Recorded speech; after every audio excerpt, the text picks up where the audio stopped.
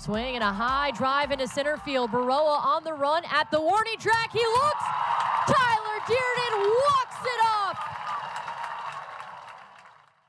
Well, the Sea Dogs return home tonight to take on Erie, and just like always, if you can't make it to Hadlock Field, you can listen to them on radio station WPEI 95.5 and 95.9 FM. And when you tune in, you'll be hearing a unique sound. An all-female broadcast team. Emma Tiedemann and Rylee Pay are just one of two professional baseball teams with two women doing play-by-play and color commentary.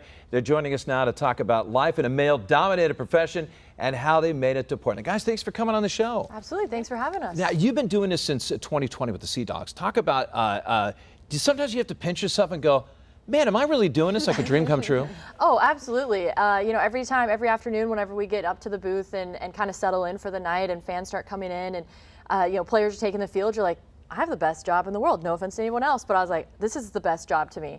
And to, you know, call a game every night, that's the dream. Do you feel like there's a secret to it, or does it come naturally? And like, how do you get that energy? It definitely is always something that you're working at. It's something that you improve at every day, which is what I really love about play-by-play. You get to see the action on the field and get better every day. So the energy comes, the players bring it on the field, and it's exciting to be able to call those moments and try and bring the people into the ballpark that can't be with us. And how was it when you find out that Rylee was going to be joining you? And then all of a sudden you're like, hey, wait a minute.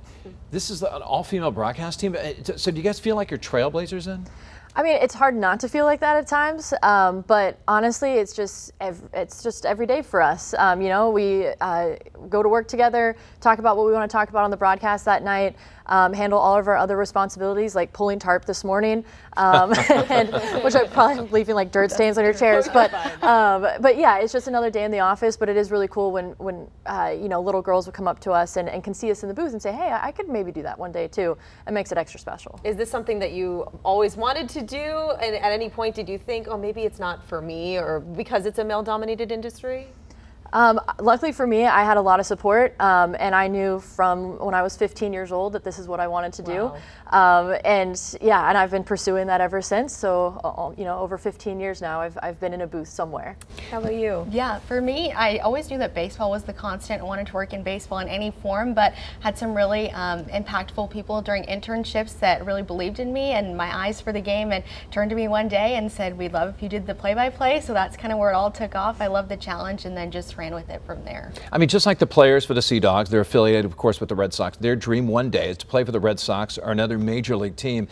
Talk about your aspirations. Is that something that would just be, I mean, right now you're living the dream, but to be able to do it for a major league baseball team, right now there's one female play-by-play announcer. She's with the Oakland A's. I mean, is that where you'd want to be, just like her? Oh, absolutely. You know, it's so cool to see Ginny Kavnar with Oakland and with Colorado beforehand. But yeah, that would be the ultimate pinch me moment to be able to sit in, you know, maybe it's a booth at Fenway, maybe it's another booth in the country, but to look down and call a major league game, that would just be the ultimate, you know, cherry on top of the career so far. Yeah, what are you thinking for your future? Yeah, same for me. I would love to be in the major leagues in any capacity, and similar to the players, you feel like you're paying your dues in the minors, living the lifestyle that they live every day and trying to make it up to the majors one day. So that's the goal, I think, unanimously for broadcasters, is just to have that moment of being in the majors as well. And being a baseball play-by-play announcer, color commentary, I mean, let's be honest. I mean, when you're doing minor leagues, you're like the players, it can be a grind.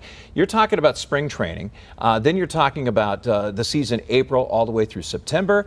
And you're talking about these bus rides that are incredible. I mean, well over, like, there's one I think that's over 600 miles. You're going to Erie, you're going to Richmond, you're going to Altoona. I mean, talk about that. It's like, woo, yeah, with the play-by-play announcers, but it can be a grind. It's not as like, you know, like, wow, this is a glamorous sport, you know? Yeah, it's definitely not for the faint of heart.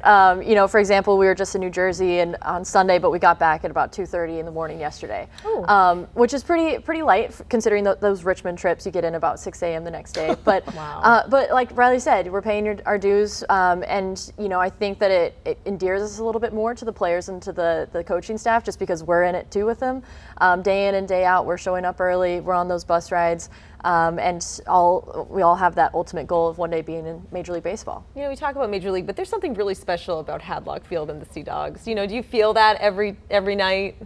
Oh, yeah. No doubt. Yeah, we talked about that a lot, of how lucky we are to be at Hadlock Field, and going around to the different ballparks in the Eastern League and stuff, you know, having other broadcasters tell us, like, you have it really good in Portland. You know? And we're like, yeah, we know. It is pretty special. It's the best place in the world to be. Yeah, let's talk about your rapport with the players. Again, being in a male-dominated sport, that you guys deal with the players, whether it's a post-game show or pre-game, you know, doing the interviews and everything. How is the rapport and the relationships you have with the players? It's great. You know, we were actually talking about this yesterday of how the players are kind of used to having females in their spaces now. We have female trainers, we have female coaches. You know, we had Katie Krall coach first base for us a couple of years ago. So they're kind of used to it. You know, and you mentioned Jenny Kavanaugh, they've heard female voices before. So I don't think it's as surprise to them whenever, you know, they show up in Portland in April and we introduce ourselves and say, hey, we're Emma and Riley. They're like, oh, okay, yeah, you're just the broadcasters. You know, there's not anything special. You're just calling the games and you're doing your job. So I think that they're kind of used to it.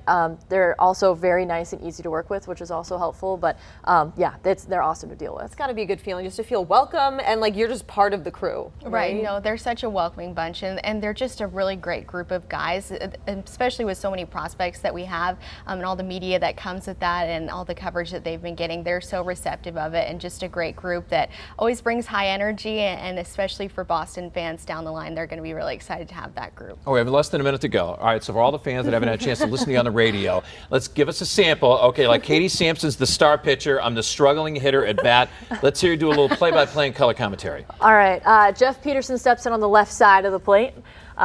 Here's the first pitch. Ooh, big swing and a miss, 98 on the outer half. He's been struggling as of late, 0 for his last 25, looking for a big hit here. Right. Here's the 0-1.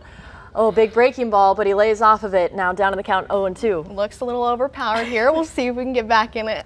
The 0-2. Oh, swing and a miss, strike 3. It chases it outside, and the Sea Dogs fall tonight. Oh no, Jeff! So some Struck things to out. work on. Here's the good news. Katie got the strikeout because she was pitching. That's I right. know, Yeah. it's So, great. yeah. Girl power on the mound. Yeah. Thank you guys so much for being here with us this morning. Absolutely. And that's right. So make sure and tune in tonight when they broadcast the game against Erie at Hadlock Field. So you guys, Absolutely. thanks for coming on again. Appreciate it. Thanks for having Thanks us. for having us.